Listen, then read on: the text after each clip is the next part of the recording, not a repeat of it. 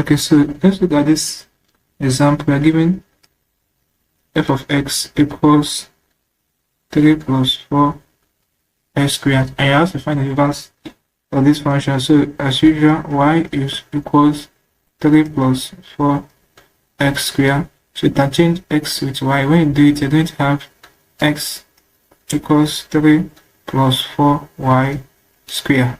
So you then take this 3 to the left hand side of the equation, I think negative. So you're going to have x minus 3 equals 4y squared. So remember, I want to make y the solid formula, then divide both sides by 4. So we left with y squared equals x minus 3 by 4.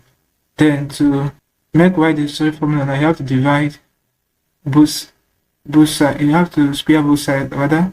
So you want to have y squared equals x minus 3 over 4. So you square both sides to remove this square from y. So this square cancels the square root.